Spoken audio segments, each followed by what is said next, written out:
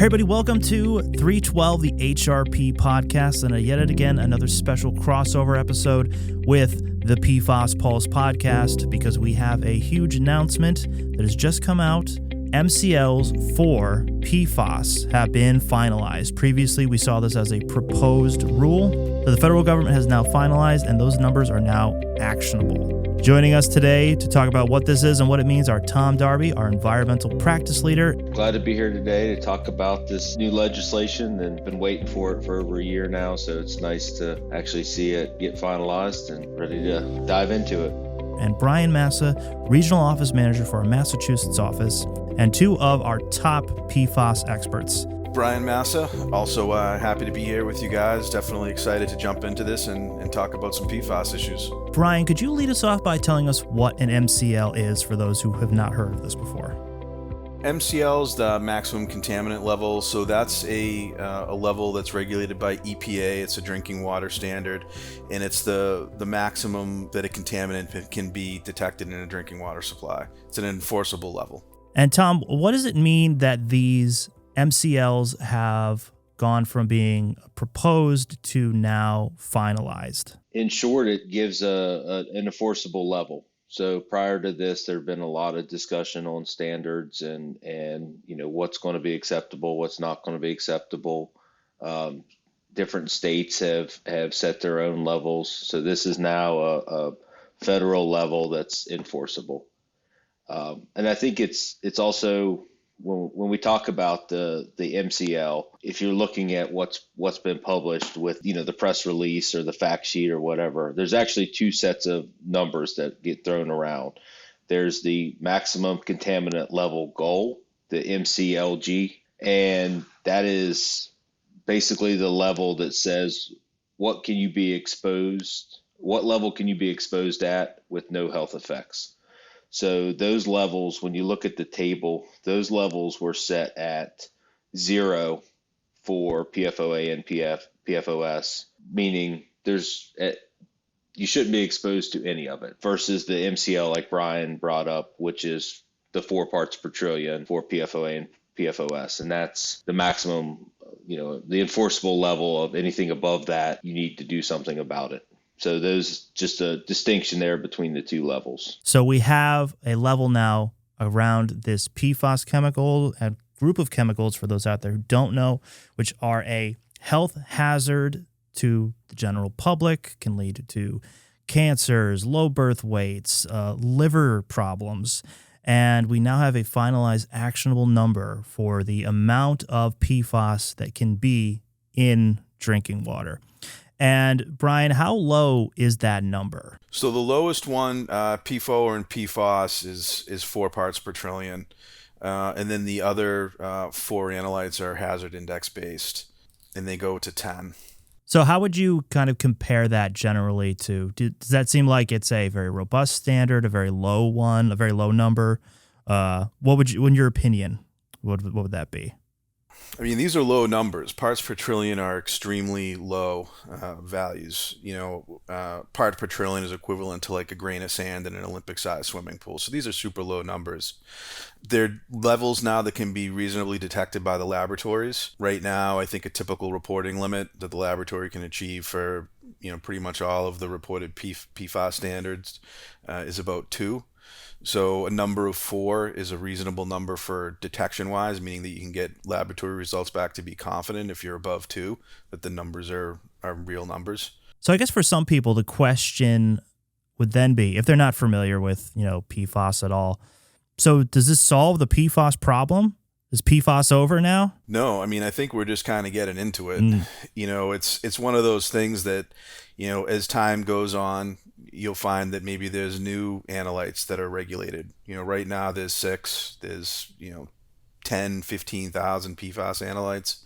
The labs, new lab methods are checking for about 40 of them. We're still kind of looking into what the health effects of these are. So, the regulations may change in the future, but it's a start. Yes. Absolutely is a start. Yeah, I think to your point, Bryan, we're looking at 40, and I saw a presentation a couple weeks ago. Depending on what you define as PFAS, now the count's up to almost 20,000 chemicals. So we have 40 out of 20,000. I think all of them have some level of hazards, and that's typically, reflected. If you look at the MCLs, the PFOA and the PFOS are 4 part per trillion. So that's all, that number's based on the toxicology and based on all the research that's been done on the health effects. But if you look at the other ones that are regulated, the PFHXS, the Gen X chemicals, PFNA, that MCL is set at 10 parts per trillion. So that's saying that it's not considered, the health effects aren't as great at 4 parts per trillion, so that number's higher. But there's continued research. They find, some of these new chemicals that are the ones that we can test for, they need to find a reference value and evaluate where that number would fall. Generally speaking, do we expect PFAS to be in drinking water? Is this something that would be a surprise to find, or is the ubiquity of PFAS such that we're kind of anticipating it to be in all drinking water to some degree? I mean, what we've seen is PFAS is really everywhere. It's funny, Bryan's mentioned to me that of all the PFAS samples he's taken, he's only had a few that have been non-detect, so we get in a situation where it comes from so many sources. Once it's in the environment, it stays in the environment. It doesn't naturally degrade. So I think, and a lot of work's been done with the UCMR, the sampling to look at water systems. So it definitely shows up in a lot of places.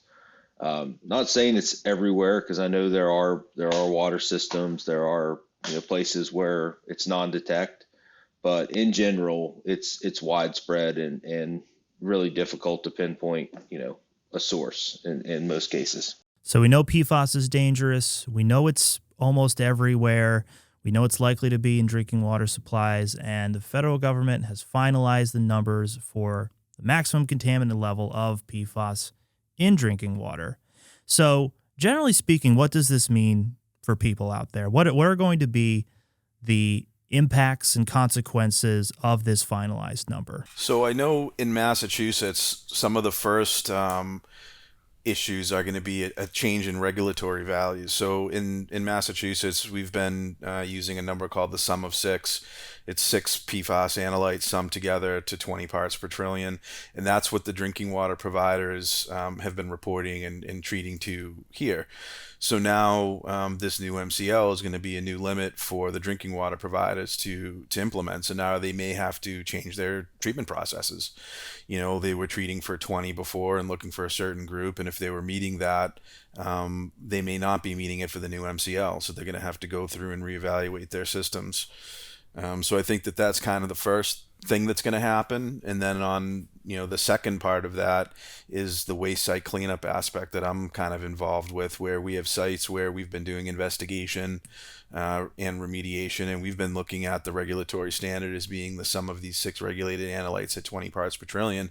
And there may be some sites that were close to achieving regulatory closure using those regulatory values. But I would assume that at some point in the near future, Mass DEP is going to, reevaluate those numbers and either go with what EPA has suggested or maybe even go more stringent. So we're going to kind of fall into a gray area for a little while for waste site cleanup work on, what are we going to do moving forward? I think everyone will start looking at the new MCLs as kind of the new, what we would call GW1 standard, a more stringent standard, and then, kind of evaluate from there and wait for guidance from Mass DEP on if they're going to use something more stringent or if they're going to go with those analytes. And then the other thing to say too is that there's 2 analytes on EPA's list that we aren't regulating in Massachusetts, and then there's 2 on our list that we're regulating that EPA isn't. So that's even some more confusion in there. So we'll just have to wait and see, I guess. But it's definitely going to have some long-term effects moving forward. And I think it's also pretty significant in states that didn't have a enforceable standard. So, like in a state like South Carolina, for instance, the state defers to the MCLs and the RSLs and as their standards. So they don't have state-specific goals. So now this will kind of roll in right into that framework, and these will become the groundwater standards. And given that it's an enforceable level, I think bigger picture, sites that are already in a corrective action program, or sites that fall under the NACE code of, these are the potential PFAS contributors, the states can definitely go in and say, you need to sample, and here's the standard we're going to hold you to once we see your data. So with MCLs for drinking water, who is primarily responsible or being held accountable for this? Because I hear that and I think, oh, this is a regulation for the providers of drinking water. But it sounds like the ramification impacts of this level are going to be felt maybe throughout the regulated community. Do I have that right?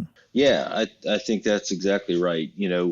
If a drinking water supply is, and say they're using groundwater for their drinking water, if they have PFAS contamination above the MCL, people are going to start looking, okay, where is this coming from? And if you're an industry that's kind of in that watershed or in that general area, questions are going to start coming to you from the regulators. Have you sampled for PFAS? Do you have a potential? There's been a lot of work done. The mapping, EPA has the map laid out of these industries that they know either handled waste or have submitted on their compliance reports and stuff that they have the potential for PFAS, or there's a landfill here or a plating operation here, car wash, all this stuff. So if a water system's contaminated, they'll start working backwards.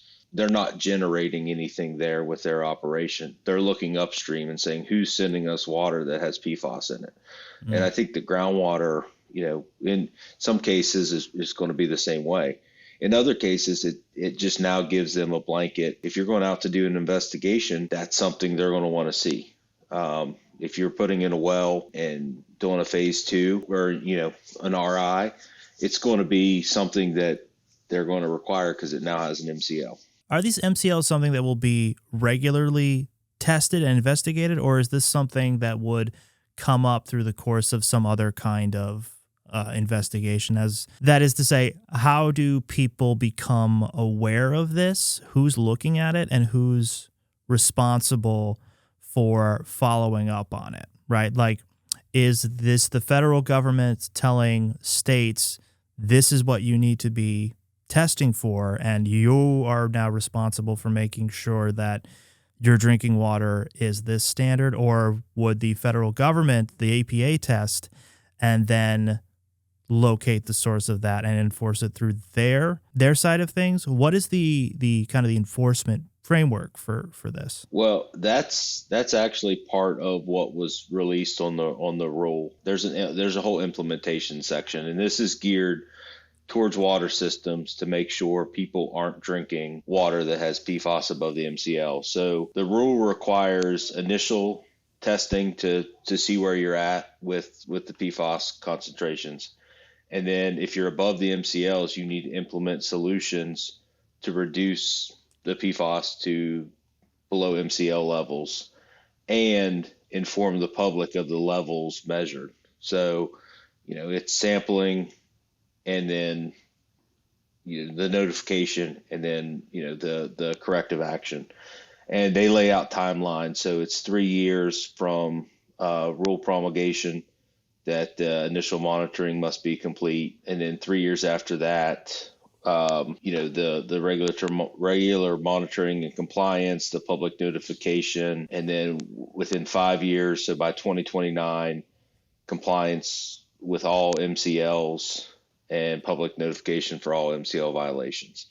So it's definitely very streamlined in the way it's laid out in the rule. And there's also, and I know we won't talk a lot about this, but there's also, on the heels of this, there's a grant program that was funded to help out, especially small municipalities, water systems. If they do have detections, if they do have PFAS, they can apply for the grants to help with implementing corrective action. So it is the drinking water providers who are being held accountable or responsible for those levels? I think I can answer that question. So for Massachusetts, it's going to be twofold. So the drinking water providers, the utilities, are going to need to provide drinking water that meets the MCL requirements. On the other hand, the actual sites, waste site cleanup sites, where we're doing PFAS investigation and PFAS remediation, if those sites are in what we classify in Massachusetts as a GW1 drinking water area, the groundwater from that area would also have to meet the new MCL, meaning that sites where there's been a release that are in a drinking water area would have to treat or remediate the groundwater, or you'd have to evaluate the groundwater based on the new MCL value. So I think it may change the way that people, have done investigation, or, if they're right in the middle of an investigation and they've been using a certain standard, that might change the way things are being done slightly. Yeah. And I think from a cost perspective, the utility is going to be responsible for implementing these changes, and, whether they get the federal funding or the grants, however. But in a case where there's an industry that's directly contaminating the water supply, I'm sure there's going to be legal issues and cost recovery. If they're having to spend $10 million to upgrade their treatment system, they're probably going to go back on industry to try to get some of that cost recovery. Absolutely. Is it too soon in this process to know how it will affect the general public? I think there was a lot of concern initially when the rule was proposed about how the costs associated with this, the $1.5 billion every year to implement, that would be passed on to the general public in their water bill. Like, what do we expect for the general population, the outcomes of this to be? Or can we even say at this point? I think if you look at the stats that EPA released, of the 66,000 public drinking water systems, the EPA estimated that between 6 and 10% would have to take action to meet these PFAS MCLs. So I think in large part, it's probably, from a drinking water perspective, it's probably not going to affect the average person. But if you're in an area where you're drinking contaminated water, like this is a big deal. This is going to get you clean water where you don't have to think about it. So, I mean, it's a huge step forward. And I think from, when we look at it from a sustainability goals, I know one of the UN goals is, safe drinking water for everyone. And I think that's been echoed by the Biden administration, as part of pushing this. So, I think if you're in an area where the water's been fine, nothing's going to change. If you're in an area where the water's impacted, you're going to be able to have clean drinking water, or at least PFAS-free drinking water. I don't know what else. Hopefully nothing else is in it. Yes. The concerns with cost being passed just down the line of, hey, we've had to upgrade this. It's going to cost us $10 million. So your water bill is going to go up, whatever percentage. I think that was with the grant funding and some of the funding outlets that they've made available to help with that. So clean drinking water without, increased bill to take care of it. And I think, too, part of what Tom was saying earlier, too, is that these water providers are probably going to start to look to industry, too. The burden hopefully won't be entirely on the public. If there's a known source in the area, I'm sure that they may start to look to those sources as well for cost recovery. Yeah. And while HRP doesn't typically service drinking water providers, we do service a lot of that industry that may need to change how they're doing things to fit into this new standard. So how do you both see this affecting HRP's typical clientele, and who among that clientele do you think this will affect the most? I think it's going to be in industry and manufacturing. So, we have a lot of clients that fall under a certain NACE code or service code where PFAS is known to be used. And, with actionable levels, they can probably expect the questions to be asked. What's your groundwater quality look like? Have you had, especially if you start having, if you've had a release or you have any any history of something at the site. There's been a fire and you had a foam suppression system. Somebody's now going to ask the question of, okay, well, you weren't in a corrective action, but does this change it? Are you going to need to look at PFAS in groundwater, PFAS in surface water, to make sure you're below those levels? I do think, back to the question about funding, I think the other thing too, this is the MCL geared at public water systems, but we've done a lot of work sampling residential wells in areas where that we get into that more maybe than public water systems, where receptor surveys and well surveys. Again, this is another actionable level for installation of point of entry treatment systems, stuff like that. So that's also going to maybe affect the industry a little bit more as well. So if you're in an area, especially down south, and a lot of these plants are out in the country and in areas where people are on drinking water wells. I know we run into that a lot in rural parts of New York and Connecticut and kind of the geography we cover. These standards will still apply to that. So now you have an actionable level. If you're above the MCL in the residential wells, now you're installing point of entry systems, and that the homeowner doesn't absorb that cost. That's going to get passed along to the responsible party. If I was in industry, it's still a waiting game, right? If I have data that I know there's a problem, then I can start to plan of, okay, what's the corrective action here? What are we going to have to do? Yeah. But if I haven't collected that data, I'm still probably not going to do much until we see how the individual states regulate this and what comes out from through the regulatory process. Right, because one of the things we were talking about earlier is how this is looking very different state to state. Some states, like Bryan was saying, like Massachusetts, you don't have some of those chemicals already being regulated at the state level, and then you have other ones that are. So for you guys being, Tom, you in South Carolina, Bryan, you in Massachusetts, like what do you guys think are some of the biggest state-to-state differences that you're going to see? I mean, I think for now in Massachusetts, what's going to happen is I'm going to look at both. I think that we've got regulatory standards that have already been promulgated here that are, already enforceable standards within this state. And I think that, it may take some time before the state reevaluates what we have compared to what EPA has put out. So I think in the interim, what I'm going to start doing, and maybe others will start to do the same, is look at both. Start looking at what EPA is regulated. It's different than what we're regulating in Massachusetts, but it's a benchmark that we need to meet, federal enforceable standards.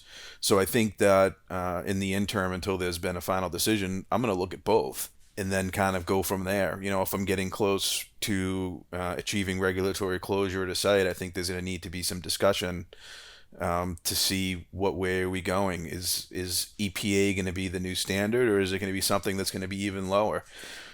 Just because EPA sets it out at 4 for P4 and PFAS doesn't mean that a state can be more stringent and come back and say we want it to be 2. And that happens, and that could happen.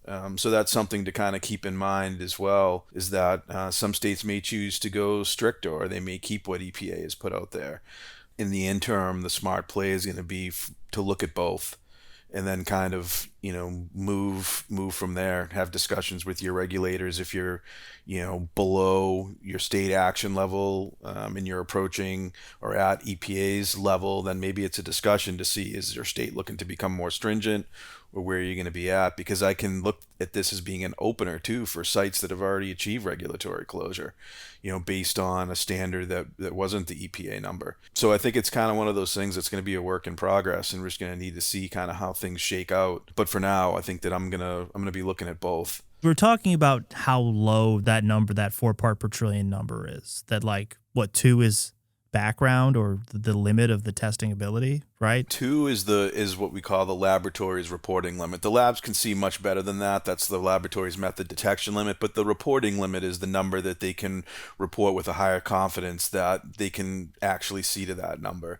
And some labs will be different, but most of the labs that we're using are seeing a reporting limit of 2. Or less for all of the PFAS analytes that they can report. So, I mean, you're half of what the standard is now. So that 4 number is a reasonable number to achieve based on current laboratory testing. And I'm assuming that's probably part of why the number is what it is. It's a number I think that most labs can reach.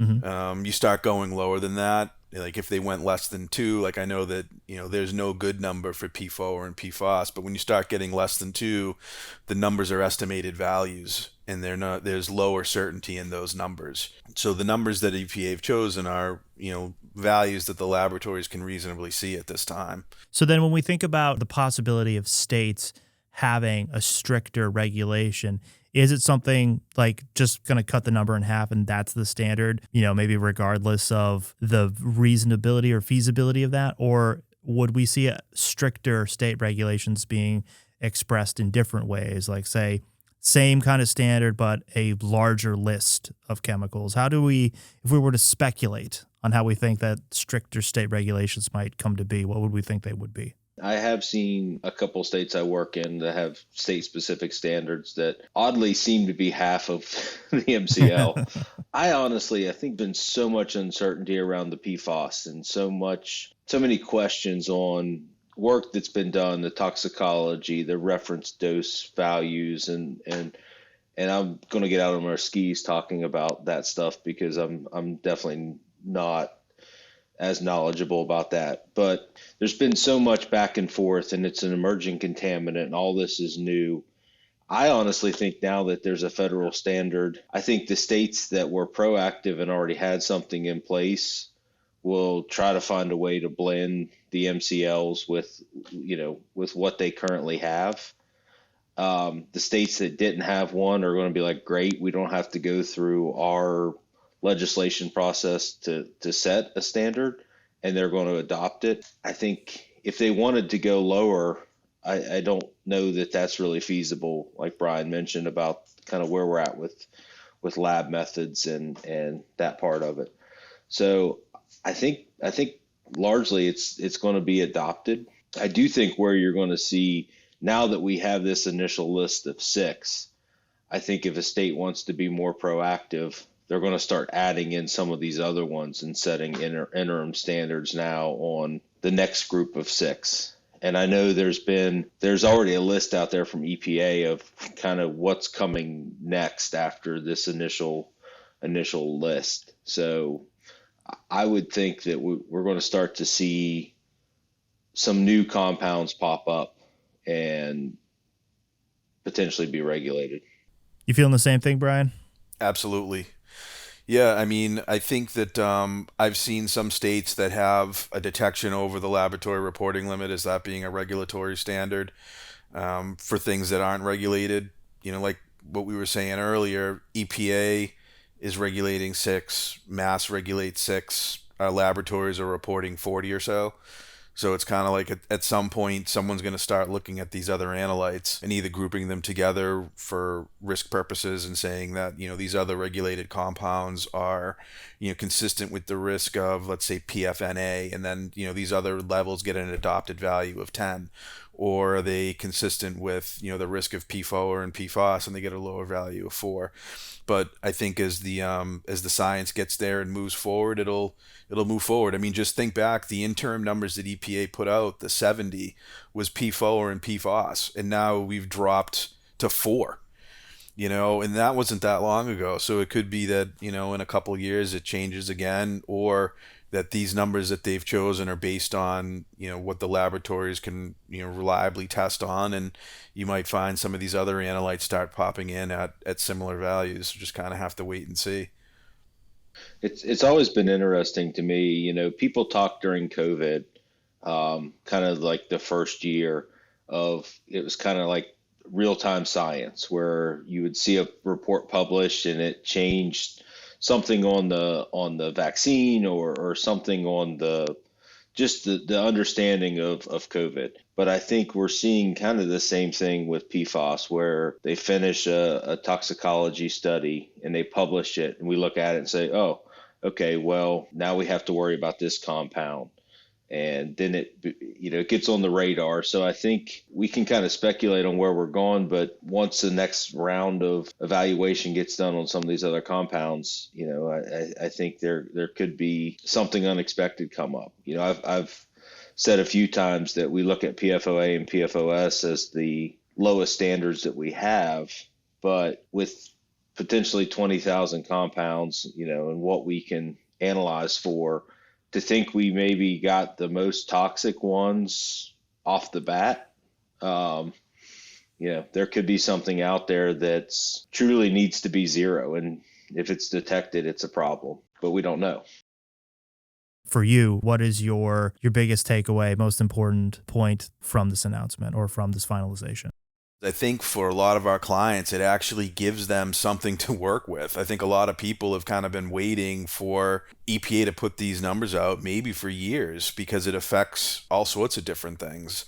It affects how an investigation is completed. It affects the cost of the investigation, and it affects planned remediation, kind of all of these other things. So I think now that there's numbers out there, people have a way to move forward. They can do what they need to do and move forward and at least have something, versus just kind of waiting to see what happened and having no idea. So I think that part's going to be good for some people. It gives them something to work towards. In Massachusetts, we've had standards for a while, so we've been working through it, and it's been giving clients a way to regulatory get to closure and do what they need to do. But the unknown for other people, I'm sure, has been a concern. Now they have a number. Now they know what it needs to be, and they can start to do their investigations. Whether that's good or bad, I'm not sure, but I think for some people it might be good. So for me, I think this is the start. We go back to 2021 when the Biden administration released kind of the roadmap, and they had all these action items. I think this is the first thing that we really see work through the process. There's other stuff coming on the heels, and we still, with the CERCLA designation for PFOA and PFOS as a hazardous substance. I agree with Bryan that there's a target now. We know where it's heading, or we know what the finish line is, or the goal line, but there's this is just the start, so there's more coming. And I'm also really curious to see how it affects stuff like due diligence, because that's always been a gray area with, we ask the PFAS question. If you're selling a property, you didn't want to answer that question. If you're buying a property, you probably wanted to know.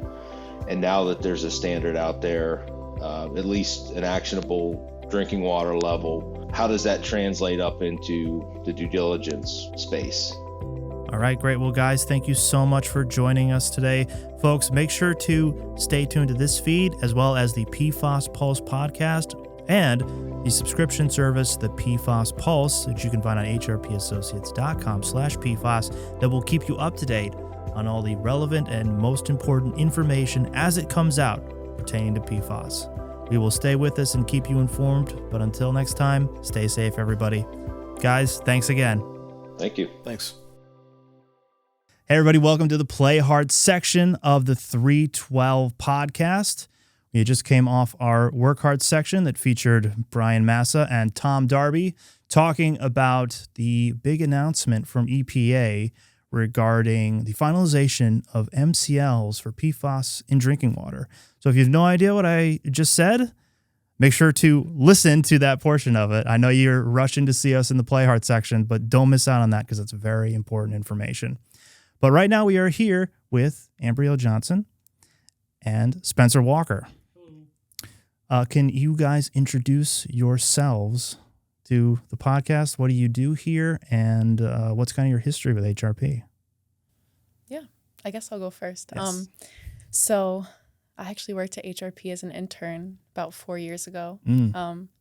Finished school, and now I'm back here. I think this is my third week as a consultant. So going to be working on all that good geology stuff. Yeah, nice. Yeah. And Spencer, how about yourself?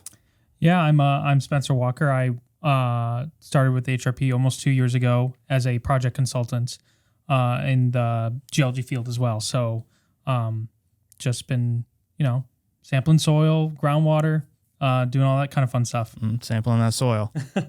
So we, as I said before, just talked to Tom Darby and Bryan Massa. And by the way, folks, if you are listening on the audio portion, don't forget that this Play Art section is also a video podcast that you can check out on our YouTube channel. But we had that conversation about PFAS. Have either of you had a chance to do work much with PFAS? Ambry, I'm guessing not so much. I haven't been here for 3 weeks. Nope.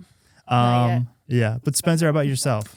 I've done a little bit of stuff. I mean, PFAS is like an emerging contaminant, so it's sort of new for us project consultants as well. But getting educated through the PFAS podcasts and stuff like that, it's I've been able to do a bit of soil sampling for PFAS related things in groundwater as well. Very particular contaminant. You got to make sure you have the proper gear when you're sampling up for soil and groundwater for PFAS. So it's a little fickle compound, so to say. Okay, so tell us a little more about each of your histories here, because Spencer, we're at a point now where you've been here for a few years, so you've kind of gotten the feel for it, and you can kind of see realities maybe versus expectations and give some insight in there. And of course, Ambrielle, I really want to hear for you what it's like to have left 4 years ago and come back, and like how things are different, maybe the same, again, like maybe how expectations have varied there. Would either of you like to start on that? I honestly would like to hear your perspective, because I was only here 2 years ago, so you know the company at least a little bit longer than me, because you were here 4 years ago, right? Yeah. It's been a while. It doesn't feel like that long. Yeah, no, it hasn't. Yeah. It's a lot of the same people too, but it's weird because I was here, pre-COVID. Yes. And now we're post-COVID, so definitely a lot less people in the office now. But it's the same. Everyone talks to each other. Everyone eats lunch together. Yeah. We go outside. We go on walks. But yeah, it's a lot quieter in here. That's for sure. It got pretty loud back then. Yeah. Yeah. It's a much more quieter set in the Gulch these days. For those of you unfamiliar, the Gulch is the row of cubes that typically houses the noisier young folks in the office, but it's become very, very quiet, very wholesome, and really focused in a way that I'm not used to seeing. People are really diligent now. We're working hard. Yes. Yeah, and we're saving for the play hard for 312. Exactly. That's what I like to say, yes. So. Of course, I'm sure you all know out there, our internal motto here is work hard, play hard. As you can see on the live, laugh, love style woodcut behind me, that is pretty precariously balanced and could conk my noggin at any moment. So those of you out here who are not watching us on YouTube yet, make sure to tune in, because you don't want to miss that if it happens.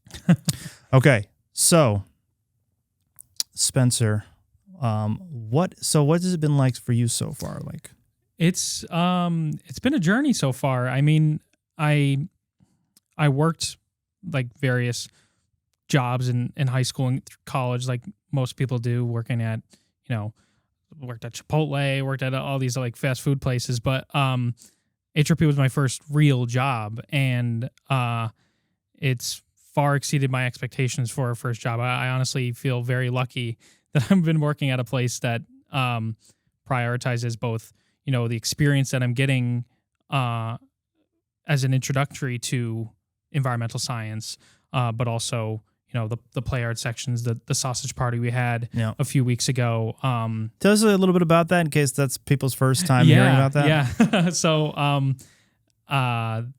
the sausage party barbecue that we have right around the time for March Madness is just that. It's a barbecue that we have to celebrate sort of just like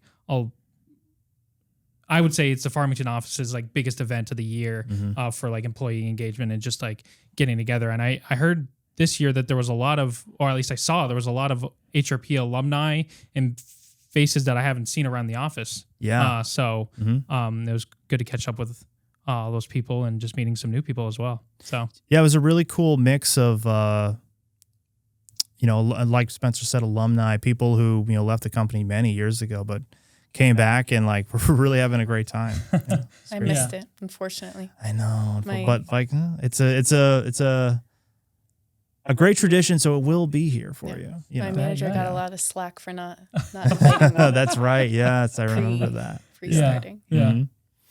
So have you been able to work on any projects that you found interesting yet, or are you still kind of in the onboarding phases of things? We've got a good mix of onboarding. Well, I'm trying to mix all my trainings and onboarding and my projects, but they've already got me going on projects, pretty standard stuff. Me and Spencer actually went out to a site visit for a phase 1, which was just a vacant lot, just grass. Yeah. So probably pretty quick site visit there. Yeah, it was pretty quick, but so I tried to make it as educational as possible, but there was a lot of historical concerns, even PFAS related concerns, because there was metal plating done at that facility. So, and metal plating usually uses PFAS containing chemicals to during that manufacturing process. But I tried to, be as educational as possible. It's like, this is where a building would be, and this is what you would be doing if there was one here. Job. So it was just funny that was my first. Yeah.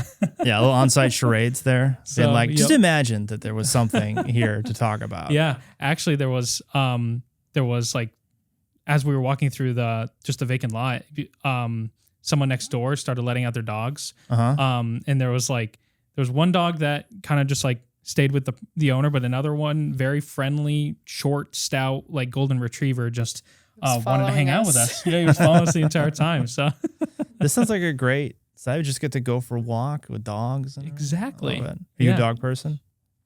I'm dog and cat person. Okay. Yeah. Good. Yeah. And Spencer? No preferences. Yeah. But my girlfriend used to have 5 dogs. 4 little dachshunds and a golden retriever who thought he was a dachshund. So it was fun trying to wrangle them every time they needed to go outside or anything like that. But so love dogs and cats. I love those mixes of like dachshund with bigger breeds. Yeah. So they have the tiny little legs. Yeah, the little ones always think they're in charge too. That's how it always works out. Yeah. And so.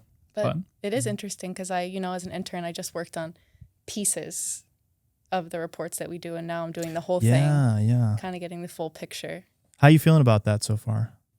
I feel like it's not as bad as I thought it was going to be. Good. Not bad. Okay, that's the wrong word to use, but it's not as like cumbersome, not as much work as I thought. It's actually fun. Oh, cool. To go put the little pieces together and figure out the puzzle that is the site. So that's what so it's like, solving a little mystery kind of. Yeah, I've heard that before. Yeah, that's kind of what that experience is.